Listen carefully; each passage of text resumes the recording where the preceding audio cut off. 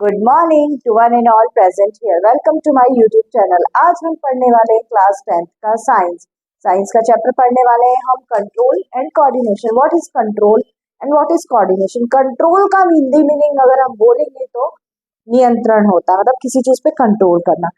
Coordinate मतलब उसके through work करना कि हमको वर्क किस टाइप से करना है। कोऑर्डिनेट किसी चीज को मैनेज करना है तो कैसे करना है, that is the word meaning of coordinate. तो कंट्रोल एंड कोऑर्डिनेशन बोथ चीजेस डेवलप्ड बाय, इन दोनों चीजों का विकास हमारी बॉडी में कहाँ से होता है? By brain.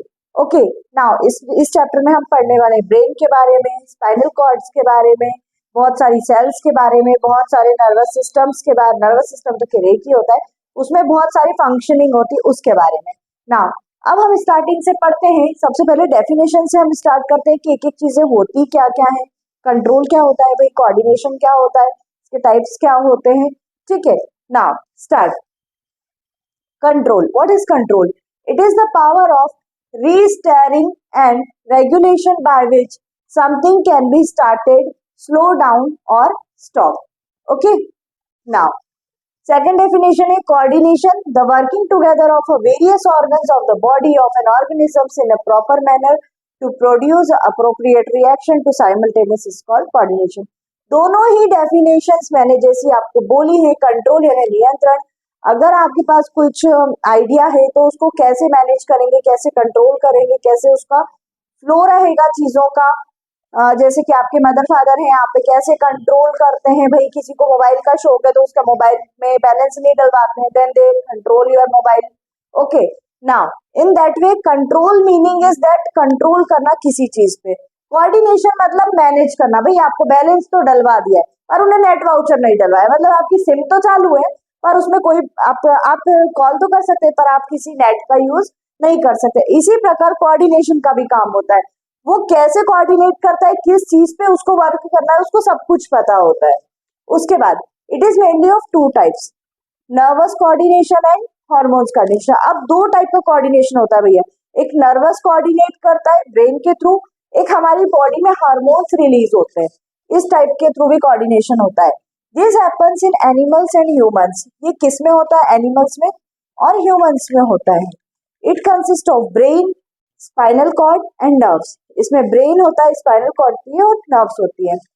This is also happen in animals, ये एनिमल्स में भी होता है और प्लांट्स में भी होता है। ठीक है, यहाँ पे हमने ह्यूमन बीइंग लिया है बट यहाँ पे प्लांट्स में भी होता है हार्मोन, यहाँ पे ह्यूमन बीइंग नहीं आ रहा है। This involves release of chemicals, इसके थ्रू केमिकल्स रिलीज होते हैं। अब हम पढ़ने वाले हैं नर्वस सिस्टम। क्या होता है नर्वस सिस्टम? नर्वस सिस्टम बिल्कुल कनेक्टेड रहता है हमारे ब्रेन से, इसकी डेफिनेशन हम पढ़ लेते हैं। Nervous and muscular tissues are responsible for the control and coordination in human and animals. जो कंट्रोल और कोऑर्डिनेशन की प्रोसेस होती है वो पूरी की पूरी कनेक्ट होती है हमारे नर्वस सिस्टम से। Then in our body all the information receive from the tip of the nerve cells through the receptor. उसके बाद क्या होता है, जो इंफॉर्मेशन होती है वो रिसीव होती है from the tip of nervous cells through the receptor. जैसा कि मैंने आपको यहाँ बताया, human to nervous cells then receptors, उसके बाद में एक्शन होती है बॉडी में।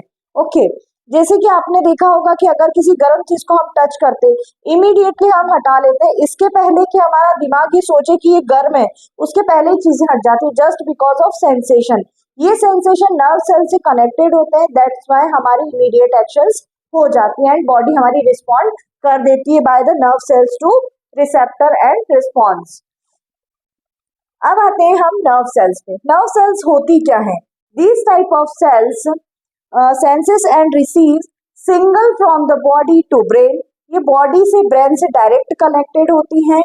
Nerve cells are also known as neurons. Okay, ये बॉडी के हमारे ब्रेन से डायरेक्ट कनेक्ट होती हैं और इनमें हमारी सबसे ज्यादा जो भूमिका निभाते हैं वो होते हैं न्यूरॉन। ये न्यूरॉन नर्व सेल्स से ही बनते हैं। फिर होता है रिसेप्टर। रिसेप्टर क्या होता है? These are the specialised structure which present in cell membrane. Receptor एक स्पेशल स्ट्रक्चर रहता है जो हमारी सेल मेम्ब्रेन में प्रेजेंट होता है। These are usually located in the sense organ such as eyes, nose, tongue, skin etcetera. एक प्रकार से आप रिसेप्टर को आपके सेंस ऑर्गन भी कह सकते हैं क्योंकि यही सारे ऑर्गन होते हैं जिसमें सेंसेशन प्रोड्यूस होता है। आईज आईज में हम कभी नहीं सोचते हैं कि हमारी आईज ब्लिंक हो जाए या मतलब बंद हो जाए, चालू हो जाए, इसकी सेल्स हमारे हाथों में नहीं है। नोज, आप कुछ ऐसा भी करेंगे तो हमारी आईज बंद हो जाती है। नोज, नोज में स्मेल, फील, स्मेल होता है। टंग में आता है हमारा टेस्ट आता है। स्किन, स्किन में सेंसेशन, हॉट, कोल्ड, वेदर का एनवायरनमेंट, सारी चीजें फील होती है, दैट इज कॉल्ड सेंसेशन। अब देखिए, अब हम पढ़ने वाले हैं रिसेप्टर्स के बारे में। रिसेप्टर क्या होता है? ये 5 रिसेप्टर होते हैं जो अभी मैंने पढ़ा है आपको सेंसेशन। ये 5 रिसेप्टर होते हैं, इन सबका अलग अलग वर्क होता है। कैसे होता है वो देखिए।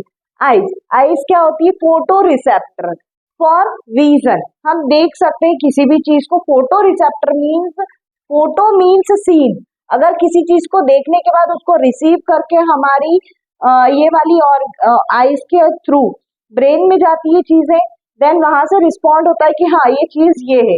जैसे कलर, हम पहचान कैसे पाते हैं कि ये रेड कलर है, ये ब्लू कलर है, ये ब्लैक कलर है? Just because of photo receptor. ये रिसेप्टर से रिसीव होती है चीजें, ब्रेन में जाती है, देन रिस्पॉन्ड करती है। तो फर्स्ट आया हमारा eye, photo receptor for vision. Second होता है नोज, ऑल्फैक्टरी रिसेप्टर। इस पे कौन सा रिसेप्टर वर्क करता है? Olfactory receptor. इसका क्या वर्क होता है? For smell. ये स्मेल के लिए यूज किया जाता है, मतलब कि इसके सेंसेशन फॉर स्मेल ही होते हैं। थर्ड आता है टंग। टंग का आता है गस्टेटरी रिसेप्टर। ये क्या होता है? फॉर टेस्ट के लिए होता है। Skin, thermo receptor. Thermo means heat transportation, कम है, ज्यादा है, कैसी है, फील हो रहा है, फॉर सेंसेशन। फोर्थ आता है ईयर। ईयर क्यों होता है? फोनो receptor for earring, okay, for here. These receptors contain specialized neurons which are responsible for the sending and receiving messages and necessary information. And these receptors and neurons works in co-relation. अगर ये साथ में work नहीं करेंगे तो कोई सा भी रिसेप्टर साथ में काम अगर नहीं करेगा तो वो ऑर्गन खराब या डैमेज होने लगता है। Neurons and receptors are present mostly everywhere in our body. और न्यूरॉन्स और रिसेप्टर हर जगह हमारी बॉडी में प्रेजेंट। अब देखिए, अब हम क्या पढ़ने वाले हैं? Nervous system. नर्वस सिस्टम में हमको पढ़ना है इसके टाइप्स। एक तो होता है सेंट्रल नर्वस सिस्टम, दूसरा होता है peripheral nervous system. Central nervous system को शॉर्ट फॉर्म में हम सीएनएस भी बोल सकते हैं, पेरिफेरल को हम बीएनएस भी बोल सकते हैं। सेंट्रल नर्वस सिस्टम में दो चीजें होती है, brain and spinal cord. Peripheral में क्या होता है? Arise from CNS, okay? अब देखिए, the nerves that arise from the brain are called cranial nerves. The nerves that arise from spinal cord are called spinal nerves. अब जो CNS है ये भी दो टाइप का होता है, एक तो होता है सोमेटिक और एक होता है ऑटोनॉमिक। सोमेटिक क्या होता है? These are works on your own wills, मतलब कि ये ऐसी मसल्स होती हैं, ऐसी नर्व्स होती हैं, एक्चुअली ये नर्व्स हैं, नर्व्स, ओके। ये ऐसे वर्क करती हैं, अपनी इच्छा से चलने वाली होती है, सोमेटिक। ऑटोनॉमिक मतलब कि हम लोग अगर चाहें तो कंट्रोल करें तो वो होता है सोमेटिक। और अगर ऑटोमेटिक अगर कोई चीज चलती है, that is called autonomic nervous system. These nerves control all voluntary action in our body which control our own will. अगर मैं चाहूंगी तो ये पेन में पकड़ कर रख सकती हूँ, और मैं चाहूंगी तो ये पेन छोड़ सकती हूँ, मतलब मेरी फिंगर्स वर्क कर रही हैं मेरे ब्रेन के, मेरी विल के अकॉर्डिंग। बट ऑटोनॉमिक में ऐसा बिल्कुल भी नहीं होता है। उसमें क्या होता है कि मेरी आईज की ब्लिंकिंग, अगर मैं चाहूँ कि अगर मैं कैमरे के सामने कंटिन्यूसली देखते रहूं, एक बार भी ब्लिंक कर लूं, तो no, it is not possible, क्योंकि ये ऑटोनॉमिक नर्व्स होती है, ये इनका ड्यूरेशन ऑटोमेटिक अपने हिसाब से ही डिसाइड करती है। हमारी हार्ट बीट, हम सैड होते हैं तो ऐसा तो नहीं होता है कि हम अगर सैड हो रहे हैं, हमने 2 दिन खाना नहीं खाया, ये परेशान है, तो हमारी हार्ट बीट बोले अच्छा आप परेशान हो, ठीक है मैं भी परेशान हो, तो वो परेशान हो जाएंगे तो हम दिक्कत में आ जाएंगे। इसलिए ये ऑटोनॉमिक्स होती है, ये अपने अकॉर्डिंग वर्क करती है, ये बॉडी में हमारे अकॉर्डिंग कुछ नहीं करती है, तो इनको बोलते हैं ऑटोनॉमिक नर्व्स। ये बहुत सारी होती है, हमारी कार्डियक मसल्स में होती हैं, सेंसेशंस में होती हैं, और सोमेटिक जो हम हमारे हिसाब से कर सकते हैं। अब देखिए, अब हमको क्या पढ़ना है? न्यूरॉन। ये में हम जो नर्व सेल्स पढ़ रहे थे उसमें न्यूरॉन बन रहा था, हमने उसका डायग्राम बनाया। ये डायग्राम आपकी एग्जाम में 100% CBSE हो या MP बोर्ड हो, आता ही आता है, किसी भी सेट में पूछा जाएगा, बट ये डायग्राम 100% आता है। तो आप इस डायग्राम की अच्छे से प्रिपरेशन कर लीजिएगा। आपकी टर्मिनल, हाफ ईयरली, अगर आपका स्कूल में सीबीएसई है तो जो सेमेस्टर सिस्टम्स होते हैं उसमें भी आने वाला है ये सब कुछ। देखिए, ये है एक टाइप का डायग्राम। अब इसमें क्या करते हैं, सबसे पहले इसमें बीच में होता है न्यूक्लियस, देन यहाँ पे होते हैं एक्सॉन्स, सिनेप्सिस। दो नोड्स के बीच में अगर कुछ है, एक नोड बन रहा है, that is called synapses. Nerve endings रहती है ये होते हैं डेंड्राइट्स। और अगर दो न्यूरॉन्स के बीच में अगर वो होता है एक गैप, तो उसके वो नर्व एंडिंग के थ्रू तो फिर दूसरा न्यूरॉन वहां पे इंक्लूड हो जाता है। ओके, अब यहाँ पे होता है एक इलेक्ट्रिक इम्पल्स। इलेक्ट्रिक इम्पल्स क्यों होता है? बिकॉज ये ब्लड में, हमारे ब्लड के अंदर भी रहते हैं neurons, that is why electric impulse भी यहाँ पे होता है। सेंसरी क्या होता है? Sensory, these neurons senses information and carry into the brain. Okay, ये सेंसरी नर्व्स होती है। दूसरी आती है मोटर नर्व्स। मोटर नर्व्स क्या होती है? These neurons send response impulse from brain to the effector. दोनों का अलग अलग काम है। एक इंफॉर्मेशन कैरी कर रहा है ब्रेन से, एक रिस्पॉन्स कर रहा है इम्पल्स के थ्रू ब्रेन टू इफेक्टर। अब उसके बाद में आता है रिफ्लेक्स एक्शन रिएक्शन। ये भी बहुत अच्छा टॉपिक है, बहुत अच्छा क्वेश्चन पूछा जाता है एग्जाम्स में। When we do something without thinking about it is called reflex action reaction. अगर हम कोई भी चीज नहीं सोचे और उसके पहले ही एक्शन हो जाए, that is called reflex action reaction. ये एक हमारी सरल भाषा, सिंपल लैंग्वेज में समझाने का एक तरीका है आप लोगों को, बट आप इसको बुक्स में से, नोट्स में से कंक्लूड करके अच्छे से लिखिएगा। मैं सिर्फ एक रफली आपको एक थ्रूली बता रही हूँ कि एक्शन ये होती है। Reflex action are very fast and quick. इसका मीनिंग क्या होता है? वही मैंने आपको बताया था, अगर किसी गर्म चीज को आपके हाथ पे लग जाएगी तो आपका ब्रेन सोचने से पहले आप ऑटोमेटिक हाथ हटा लेंगे। मतलब एक रिफ्लेक्स एक्शन रिएक्शन हो रही है न्यूरॉन्स के थ्रू। जो ब्रेन, इसमें कोई काम नहीं कर रहा है, इसमें सिर्फ सेंसेशन रिसेप्टर्स, नर्व सेल्स काम कर रही है ब्रेन के थ्रू। आने वाले हैं ह्यूमन ब्रेन आपको, ठीक है। ह्यूमन ब्रेन क्या बहुत इंपॉर्टेंट होता है हमारी बॉडी का। इसका स्ट्रक्चर मैंने अभी ड्रॉ नहीं किया है, अभी मैं ड्रॉ करूंगी इसके बाद वाले टॉपिक में, मतलब अभी जो हाइंड ब्रेन रह गया है उसमें। अब देखिए, human brain, it is the most important organ या part of our human body. ये हमारी बॉडी का सबसे इंपॉर्टेंट पार्ट रहता है। It is mainly consist of three part. ये तीन भागों से बना होता है, mid brain, hind brain and fore brain. सबको मैंने अलग अलग स्पेशलाइजेशन के फॉर्म में आपको बताया गया है कि फोर ब्रेन दो टाइप का होता है, cerebrum and hypothalamus. Okay, cerebrum का काम क्या होता है? It has a speech centre, judgement centre. ये एक स्पीच बोलने का भी काम करता है। जजमेंट सेंटर थिंकिंग का, इमोशनल का सेंटर होता है। जैसे कि कोई भी चीज अगर हमको बोलना है, सपोज करिए आप मुझे कुछ क्वेश्चन या क्वेरी कर रहे हैं, तो मेरे को उसका क्या रिस्पॉन्ड देना, ये मेरा ब्रेन सोचेगा। कौन सोचेगा? सेरिब्रम सोचेगा, देन मैं रिस्पॉन्ड दूंगी। It is known as the arithmetic logical unit of the human brain. इसको हम अरिथमेटिक लॉजिकल यूनिट भी कह सकते हैं। ये कंट्रोल करता है वॉलंटरी एक्शन हमारी बॉडी की। ये एक लार्जेस्ट पार्ट है हमारे ब्रेन का, सबसे ज्यादा पार्ट इसी ने घेर रखा है हमारे ब्रेन में। ओके, उसके बाद आता है हाइपोथैलेमस। ये क्या कंट्रोल करता है? टेम्परेचर, मतलब हमको गर्मी लग रही है, सर्दी लग रही है, या फिर कूल क्लाइमेट हो रहा है, वेदर कैसा है, फीलिंग्स, सारा टेम्परेचर कौन कोऑर्डिनेट करता है? हाइपोथैलेमस। हंग्री, हमको भूख लग रही है, नहीं लग रही है, कुछ खाना है, नहीं खाना है, क्या हमारा दिमाग में क्या थॉट्स आ रहे हैं? भाई हमको तो पानी पूरी खाना है, नहीं नहीं नहीं, हमको स्ट्रॉबेरी चॉकलेट्स खानी है। ऐसा जो भी चीजें हैं, हमारे दिमाग को भूख लग रही है, हमारी बॉडी में क्या चाहिए, हमको अगर कुछ ड्रिंक लेना है या फूड लेना है, जो भी कुछ है, वो सारी चीजें हाइपोथैलेमस। थ्रिस्ट, थ्रिस्ट का भी काम जो है वो हाइपोथैलेमस का है। उसके बाद आता है मिड ब्रेन।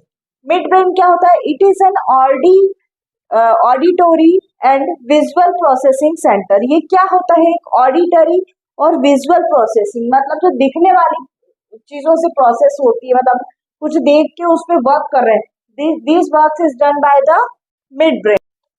अब हम पढ़ने वाले हैं हाइंड ब्रेन। हाइंड ब्रेन क्या होता है? It control some involuntary action with the help of mid brain. इसमें सारी इनवॉलेंट्री एक्शंस जो होती है वो मिड ब्रेन की हेल्प से कंट्रोल की जा सकती हैं।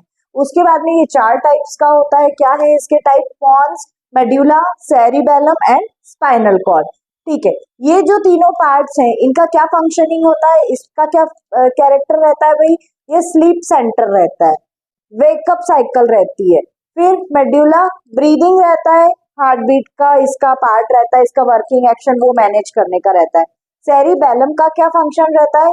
It controls our body posture and body balance. Okay, अब आते हैं स्पाइनल कॉर्ड। स्पाइनल कॉर्ड जो रहती है हमारी ब्रेन से लेके हमारे मतलब पूरे बैक साइड पूरा कवर करा हुआ एरिया रहता है, that is called spinal cord. इसकी क्या फंक्शनिंग है वो हम देखते हैं।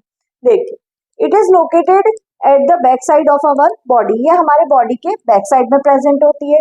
It connects the brain to lower back portion. ये हमारे ब्रेन से लोअर बैक पोर्शन पूरा कनेक्टेड रहता है। It coordinates in the transportation of nerve signals. ये कोऑर्डिनेट करती है ट्रांसपोर्टेशन में नर्व सिग्नल्स को, मतलब कि किसको क्या इन्फॉर्मेशन पहुंचानी है, हमारे ब्रेन को क्या इन्फॉर्मेशन पहुंचानी है, ऐसा।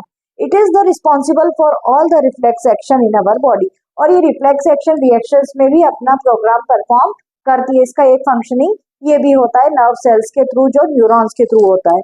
उसके बाद आते हैं हम सीएनएस पे। What is CNS? Central nervous system. Central nervous system का काम होता है प्रोटेक्शन, मैं पहले भी बता चुकी हूँ। देन अब इसको 2 पार्ट्स में डिवाइड किया गया है। ये प्रोटेक्शन भी 2 पार्ट्स में डिवाइड है, एक ब्रेन में और एक स्पाइनल कॉर्ड में। अब आप सोचेंगे ब्रेन से स्पाइनल कॉर्ड डायरेक्टली कनेक्टेड है, तो फिर इनको क्यों अलग किया गया? इनको हमने इसलिए अलग किया गया क्योंकि ब्रेन के कुछ अलग फंक्शंस रहते हैं। ओके, स्पाइनल कॉर्ड का कुछ अलग फंक्शंस रहता है क्योंकि स्पाइनल कॉर्ड हमारे पूरे बैक एरिया से कनेक्टेड रहती है।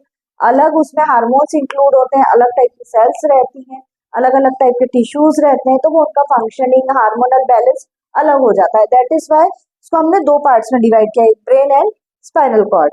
ब्रेन क्या होता है actually? It is protected by cranial और स्कल। मतलब इसको ब्रेन को प्रोटेक्ट किससे करता है सीएनएस? स्कल, एक मजबूत टाइप का बोन्स का पार्ट रहता है, that is called skull. A fluid field also protect the brain and shock absorption. ठीक है, मैंने 2 पॉइंट्स लिखे हैं यहाँ पे, protect the brain and shock absorption. एक फ्लूइड भरा रहता है हमारे इसके स्कल के अंदर, जो क्या करता है? प्रोटेक्ट करता है हमारे ब्रेन को, और अगर एकदम से शॉक लगता है तो उसको भी एब्जॉर्ब कर लेता है। ऐसा नहीं भैया हमको कि किसी ने कुछ बोला या किसी ने हमको जोर से डांटा तो भैया हमारा ब्रेन मैनेज ही नहीं कर पाया उसको और हमारे को ब्रेन हेमरेज हो गया। नो, ऐसा नहीं होता है। वो फ्लूइड जो रहता है वो मैनेज करता है, उसमें एब्जॉर्प्शन की पावर रहती है कि वो कुछ शॉक्स को एब्जॉर्ब करे। ऐसे सीएनएस प्रोटेक्ट करता है हमारे ब्रेन को। अब आते हैं स्पाइनल कॉर्ड। स्पाइनल कॉर्ड क्या होता है? It is protected bye vertebral column. अब जो स्पाइनल कॉर्ड्स देखी होगी आपने, ऐसा जिगजैग टाइप का पोर्शंस रहता है, ऐसा दोनों साइड से, है ना, इधर से बीच में एक ये रो रहती है, that is this row is called spinal cord. अब इसमें क्या होता है? ये प्रोटेक्ट करती है हमारी बॉडी को, बैकबोन को। Vertebral columns provides shape of our body, और ये वर्टिब्रल कॉलम्स ही प्रोवाइड करते हैं हमारी बॉडी का शेप। अब हम पढ़ने वाले हैं कोऑर्डिनेशन इन प्लांट्स। हमको कोऑर्डिनेशन 2 चीजों में पढ़ना है, प्लांट्स में पढ़ना है और एनिमल्स में पढ़ना है। सबसे पहले हम पढ़ लें प्लांट्स में। प्लांट्स में क्या होता है?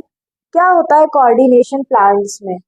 तो आप लोग भी जानते हैं कि प्लांट्स के पास कोई ब्रेन तो होता नहीं है, उसके पास कोई स्पाइनल कॉर्ड्स तो होती नहीं है, उसके पास किसी प्रकार का न्यूरॉन या नर्वस सिस्टम तो प्रोवाइड होता नहीं है जिसके थ्रू वो किसी चीज को अपने आप में समझ सके, सेंसेशन प्रोवाइड कर सके, नहीं। तो फिर प्लांट्स में कोऑर्डिनेशन होता कैसे है? वो ऐसे होता है just because of hormones. Hormones होते हैं प्लांट्स में, ड्यू टू विच ये मैनेज कर पाते हैं। तो देखते हैं इनका कोऑर्डिनेशन कैसे बनता है। Plants does not have nervous और मस्कुलर सिस्टम फॉर कोऑर्डिनेशन। पहली लाइन मैंने यही लिखी है कि प्लांट्स में नर्वस और मस्कुलर सिस्टम नहीं होता है। सेकेंड पॉइंट में लिख रही हूँ, coordination in plants is majorly done by hormones. जो प्लांट्स में अगर कुछ काम चल रहा है, कुछ वर्क चल रहा है, ग्रोथ का, इम्प्लांटेशंस का, जो भी चल रहा है, वो किसके थ्रू हो रहा है? हार्मोन्स के थ्रू। एक होता है स्टिमुलस, दूसरा होता है ग्रोथ। अब देखिए स्टिमुलस क्या होता है, वो हम पढ़ते हैं सबसे पहले। What is stimulus? Anything that can trigger a physical और behavioural changes is called stimuli. मतलब कि किसी भी प्रकार का फिजिकल बिहेवियर अगर प्लांट में दिखता है, जैसे प्लांट की ग्रोथ होती है, उसमें बर्ड्स आती हैं, बर्ड्स फ्रूट्स में कन्वर्ट्स होती हैं, फ्लावर्स आते हैं, नई लीव्स आती हैं, that is called stimuli. Changes of growth और फिजिकल बिहेवियर जिनको हम देख सकते हैं कि हाँ भाई प्लांट में ये चीज हो रही है, प्लांट ग्रो अप हो रहा है, प्लांट की लीव्स का कलर ग्रीन हो रहा है, या ग्रीन है तो फिर उसका कलर येलोइश हो रहा है, वो पत्ती पुरानी हो रही है। मतलब जो ग्रोथ्स होती है, डे बाय डे प्रोसेस होती है, उस चीज को हम क्या बोलते हैं? स्टिमुलस। अब देखिए सेकंड पॉइंट है हमारा movement due to growth. Growth के कारण कैसे मूवमेंट होते हैं? Plant response to particular direction for their growth. Plant respond करते हैं पर्टिकुलर डायरेक्शन में उनकी ग्रोथ के। प्लांट ग्रो करते हैं डायरेक्शनल। कुछ जैसे आपने मनी प्लांट देखा होगा जिसकी आप कहते हैं हिंदी में कि उसकी बेल चलती जाती है, मतलब वो ग्रो अप होता है again and again forward direction में। या फिर अगर हम उसका एक लीफ का यहाँ पे कनेक्ट कर दें तो अपवर्ड में वो होता जाता है, that is called. Plant respond to environmental trigger such is light gravity for growth. Plant respond करते हैं इन्वायरमेंट के अकॉर्डिंग, जैसे लाइट, सनलाइट भी चाहिए उनको फोटोसिंथेसिस की प्रोसेस के लिए। ग्रेविटी, जमीन भी अच्छी होनी चाहिए, वाटर भी चाहिए उनको भैया, उनको किसी प्रकार का फर्टिलाइजर या फिर थोड़ा बहुत जो उनको प्रोटेक्ट करे, पेस्टिसाइड्स वगैरह, ये सारी चीजें चाहिए होती है। इसको हम बोलते हैं मूवमेंट ड्यू टू ग्रोथ। जो ग्रोथ के लिए मूवमेंट होते हैं उसमें ये 3 पॉइंट आप लिख देंगे तो आपका क्वेश्चन कंप्लीट हो जाता है। अब देखिए हार्मोन की मैं यहाँ पे डेफिनेशन बता रही हूँ आपको, जिस हिसाब से हार्मोन वर्क करते हैं प्लांट में, तो उसकी क्या डेफिनेशन होती है। The function of control and coordination in A plant is performed by a chemical substance called hormones. अब ये हार्मोन्स भी भाई 5 टाइप के होते हैं। एक टाइप का हार्मोन नहीं होता है प्लांट में कि ये हार्मोन आया इसने रिलीज किया वर्क एंड ग्रोथ होने लगी, नहीं, ये 5 टाइप्स के होते हैं। सबसे पहले हम पढ़ते हैं फोटोट्रोपिज्म। फोटोट्रोपिज्म क्या होता है? ये वो हार्मोन है जिसमें growth and movement of a plant parts response to light is called phototropism.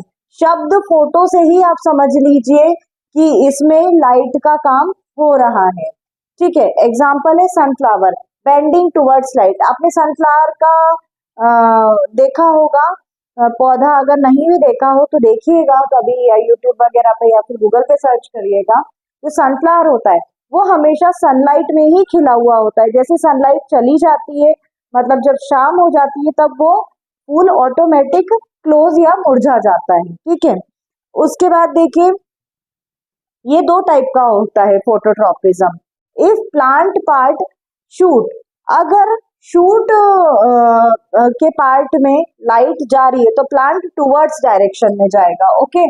और अगर रूट के पार्ट में लाइट जा रही है तो plant away from the light जाएगा। जैसे मैं आपको एग्जांपल में समझा दे रही हूँ, ये सन है, ओके, ये प्लांट है, ये ये आपका फ्लावर है, लीव्स है, दैट इज रूट्स। अगर लाइट स्टेम में जा रही है, मतलब कि ये शूट में जा रही है, तो ये कौन सा होगा? Positive phototropism, okay. और अगर सनलाइट रूट्स के इधर जा रही है तो ये कौन सा ट्रोपिज्म होगा? Negative phototropism, okay. अब पढ़ने वाले हैं हम जियोट्रोपिज्म। जियोट्रोपिज्म आपको जियो वर्ड से समझ में आ रहा होगा कि ये ज्योग्राफिकल मतलब अर्थ से कनेक्टेड है। The downward movement of roots in response of gravitational force of earth is called geotropism. ये शो करता है positive on roots and negative on shoots, ठीक है भाई। जियोट्रॉपिकल है तो जो लैंड से कनेक्टेड रहेगा वो तो पॉजिटिव ही रहेगा, और जो अपर रहेगा, जमीन से ऊपर रहेगा, वो नेगेटिव रहेगा। उसके बाद आता है hydrotropism. Hydro means connected to water, मतलब ये सारे हार्मोन से आप समझते जाइए। फोटो मीन्स दिखने वाला लाइट से कनेक्टेड चीज, geo means connected to earth, polar chemotropism का एक एग्जांपल है। फिर आते हैं thigmotropism, the movement of a plant part in response to in touch of an object is called thigmotropism. इसका एग्जांपल है tendrils of a plant towards the support, touch it, winds across the support. Next आता है हमारा hormone, plant hormone. अब हमारे पांचों ये खत्म हो चुके हैं, ये रिसेप्टर्स थे, इनको हम हार्मोन्स भी बोल सकते हैं, बट ये पर्टिकुलर हार्मोन्स नहीं होते हैं। It is a type of receptor. Receptor is those things I am explaining in previous videos. Receptors means to respond the body by an order. Okay, now we are coming to plant hormones. Plant produce certain chemical substance in their cells. Plant produce करते हैं बहुत सारे chemical substance उनकी sales पे, विच regulate their growth, जो उनकी growth को regulate करता है। Therefore these chemicals are known as plant hormones और phyto hormones. Okay, these are 5 types of hormones, they are naturally occurring by hormones. ये सारी चीजें नेचुरल होती है, सनलाइट से फोटो रिसेप्टर होता है, हाइड्रो रिसेप्टर वाटर से होता है, जियोट्रोपिज्म हमारा लैंड से रिलेटेड होता है। मतलब ये ओवरऑल सारी चीजें जो हैं ये नेचुरल ऑकरिंग चीजें हैं। अब देखिए, अब हम पढ़ रहे हैं कोऑर्डिनेशन इन प्लांट्स। तो 5 टाइप के कोऑर्डिनेशन होता है। पहला होता है ऑक्सिन, दूसरा होता है जिब्रेलिन, तीसरा होता है साइटोकाइनिन, फोर्थ होता है ascorbic acid, abscisic acid sorry, और फिफ्थ होता है इथाइलिन। फर्स्ट का फंक्शन पढ़ते हैं, ऑक्सिन का क्या काम होता है। Auxin is a growth promoter hormone. Auxin को हम उसके नाम से प्रेजेंट करते हैं कि भैया ये ग्रोथ बढ़ाने वाला हार्मोन होता है प्लांट्स का। Help in the cell elongation, it helps increase the length of the stem but decrease the growth of rate. ये जो रूट की ग्रोथ रहती है उसको तो कम करता है, पर जो स्टेम की लेंथ रहती है उसको इंक्रीज करता है, इसलिए इसका नाम रखा है हमने ग्रोथ हार्मोन। मतलब अगर आपसे एमसीक्यू के फॉर्म में अगर कोई पूछता है then you declare it, it is a growth promoter hormone. Next आता है जिब्रेलिन। जिब्रेलिन का मीनिंग होता है it is also known as growth promoter hormone. ये भी एक टाइप का ग्रोथ प्रमोटर हार्मोन होता है।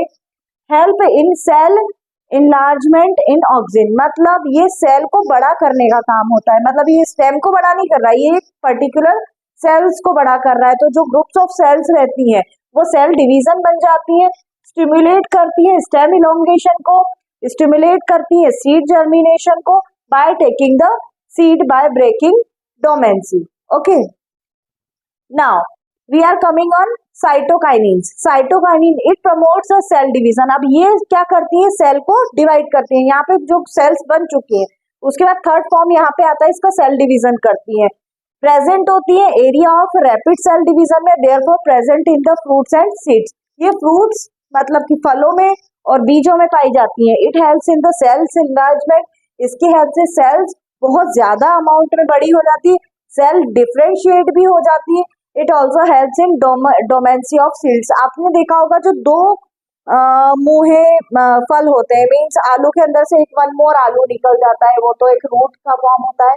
बट प्याज है जो दो मुंह के हो जाते हैं, बहुत सारी वेजिटेबल्स है जिसमें एक बीज होता है पर दो उसके फ्रूट निकल जाते हैं। That is the reason of cytokinin hormones का इंक्रीजमेंट इनलार्जमेंट होता है। इसके कारण वो सारी रीजंस होते हैं कि एक फ्रूट है, एक बीज है, उसमें से दो निकल आते हैं। अब आता है abscisic acid. It is a growth inhibitor hormone. ये ग्रोथ को इनहिबिट करता है। It also promote wilting of leaves. ये लीव्स को विल्ट भी करने में हेल्प करता है। उसके बाद आता है इथाइलिन। इथाइलिन का वर्क क्या होता है, ये गैसियस हार्मोन होता है, ये एक प्रकार की गैस रिलीज करता है। That has inhibited effect on the growth. It involves rapid ripening of fruit. ये फ्रूट्स की राइपिंग में बहुत ज्यादा हेल्प करता है, इसलिए इसको बोलते हैं गैसियस हार्मोन। अब हम पढ़ने वाले हैं endocrine system in human beings. Endocrine system, endocrine systems में क्या आती है, बहुत सारी चीजें आती हैं जिसको हम स्टेप बाय स्टेप्स पढ़ते जाएंगे। सबसे पहले आता है ग्लैंड्स। ग्लैंड्स क्या होती हैं, ग्रंथियां जिसको बोलते हैं, वो होती क्या है। A cell tissue that secretes a hormone required for a specific function is called gland. मतलब सेल्स से सिक्रीट हुए हार्मोन्स या फ्लूइड जो होता है वो किसके थ्रू फ्लूइड होता है, ग्लैंड्स यानी कि ग्रंथियों के थ्रू फ्लूइड होता है। एंडोक्राइन ग्लैंड, एंडोक्राइन ग्लैंड क्या होती है, this glands are ductless gland, ये डक्टलेस ग्लैंड होती हैं, ठीक है। उसके बाद में क्या होता है, they are secretion in directly secreted in tissue space by blood, मतलब ये डायरेक्टली सिक्रीट होती है जिसमें टिश्यू के बीच में स्पेस होती है ब्लड के थ्रू, ओके। सेकंड आती है और इसका एग्जांपल होता है pituitary gland, adrenal gland, thyroid gland, gonads etcetera. Pituitary gland कहाँ प्रेजेंट होती है, पिट्यूटरी ग्लैंड हमारे ब्रेन में प्रेजेंट होती है, जो हेल्थ मतलब ब्रेन से रिलेटेड जितने भी हार्मोन्स होते हैं वो उसका वर्क करती है। एड्रिनल ग्लैंड एड्रिनल एरियाज में प्रेजेंट होती है, थायराइड ग्लैंड थायराइड एरिया में प्रेजेंट होती है। थायराइड एरिया मतलब हमारे नेक रीजन, जो कहते हैं लोगों का भैया इसको थायराइड की कमी हो गई, थायराइड, तो थायराइड की कमी नहीं होती है, उस हार्मोन की कमी होती है। हार्मोन की कमी क्यों होती है, जस्ट बिकॉज ऑफ उस ग्लैंड से इतना लिक्विड या उसका फ्लो इतना सिक्रीट नहीं हो रहा है, इरेगुलर सिक्रीशन है, दैट्स बिकॉज ये सारी डिसीजेस इफेक्ट करती। नेक्स्ट आता है गोनेट्स, गोनेट्स में क्या होता है, गोनेट्स में मेल फीमेल सेक्सुअल पार्ट्स, मतलब कि जिसका अगर ओव्यूलेशन नहीं हो रहा है, ठीक है, प्रॉपरली स्पर्म्स में स्पर्म सिक्रीट नहीं हो पा रहे हैं, मतलब बहुत सारी जो सेक्सुअल प्रॉब्लम्स रिलेटेड रहती है मेल्स एंड फीमेल्स की, वो आती है गोनेट्स के कारण। इसका प्रॉपर अगर ग्लैंड्स का सिक्रीशन नहीं हो रहा है, कोई इरेग्युलरिटी बन रही है, कोई कॉम्प्लिकेशंस बन रहे हैं, just because of this glands, okay. Now आते हैं हम एक्सोक्राइन ग्लैंड्स, मतलब एंडो मतलब अंदर की ग्रंथियां, एक्सो मतलब बाहर की ग्रंथियां। अब भैया देखते हैं बाहर की ग्रंथियों में क्या आता है, the gland secreted their secretion directly into the duct to epithelial surface. अब देखिए यहाँ वर्ड में यूज कर रही हूँ इपिथेलियल सरफेस। इपिथेलियल सरफेस का मतलब होता है आपकी स्किन के ऊपर जो सरफेस रहती, मतलब जो स्किन रहती है हमारी बाहर वाली स्किन जो रहती है, उसमें जो सिक्रीट हो रही है डक्ट के साथ, उसको बोलते हैं एक्सोक्राइन ग्लैंड। एग्जाम्पल है स्वेट, पसीना आना हमको, ठीक है, स्वेट ग्लैंड जो रहती है उनके थ्रू अगर हम हार्ड वर्क करते हैं या हम वार में या हीट में रहते हैं तो हमको पसीना आता है, तो ये ग्लैंड अपना वर्क वहां चालू करती है, ये स्वेट ग्लैंड बोलते हैं इसको। सिबेशियस ग्लैंड या ऑयल ग्लैंड भी बोलते हैं इसको। सिबेशियस ग्लैंड का क्या वर्क होता है कि हमारी जो बॉडी में एक्सेस अमाउंट में ऑयल है या फैट जो एक्सेस अमाउंट में प्रेजेंट है, उसको ऑयल के फॉर्म में सिक्रीट करना बहुत आप देखिए अभी जैसे गर्मी का टाइम चल रहा है तो इसमें क्या होता है कि हमारे यहाँ पे पिंपल्स एक्ने वगैरह हो जाते हैं, just because of secretion of more amount in oil gland. Next आता है हमारा सलाइवरी ग्लैंड। सलाइवरी ग्लैंड का क्या फंक्शन होता है, टू सिक्रीट सलाइवा। हम कुछ भी चीज खाते हैं, हम रॉ मटेरियल जैसे कि हम अगर कुछ भी चीज सूखा खाते हैं, वो अंदर जाके पूरा सेमी सॉलिड हो जाती है। क्यों हो जाती है, just because of secretion of saliva. अगर इस सलाइवा का सिक्रीशन कम हो जाए तो वो चीजें हम इजीली इनटेक नहीं कर पाएंगे। नाउ अब आते हैं हम मेट्रोक्राइन ग्लैंड। मेट्रोक्राइन ग्लैंड क्या होती है, हेट्रोक्राइन ग्लैंड का क्या फंक्शन होता है, विच exhibit both the function of endocrine and exocrine gland. ये दोनों ग्लैंड्स का फंक्शन परफॉर्म करता है। इसके एग्जांपल में हम पेनक्रिया को डाल सकते हैं। पेनक्रिया का क्या फंक्शन होता है, लीवर से इजीली सिक्रीट करवाना, ठीक है। देन उसके बाद में और क्या होता है, जो हमारे स्टमक में जो ग्लैंड्स रहती हैं, जो हार्मोन्स रहते हैं, उसका इजीली सिक्रीशन करवाना, ये फॉर्मेशन हेट्रोक्राइन ग्लैंड के थ्रू होता है। अब हम पढ़ने वाले हैं हार्मोन्स के बारे में। जितने हार्मोन्स हमने अभी तक पढ़े हैं उसका ओवरऑल व्यू हम देख लेते हैं। हार्मोन क्या होता है, एक केमिकल मैसेंजर होता है, सिक्रीट होता है, एंडोक्राइन ग्लैंड में कैरी करता है ब्लड टारगेट ऑर्गन के पे। उसके बाद में ब्लड स्टिमुलेट होता है, स्पेसिफिक एक्टिविटी अपनी परफॉर्म होती है। उसके बाद ये 5 टाइप्स के होते हैं, thyroid gland, adrenal gland, pituitary gland, heterocrine gland and gonads.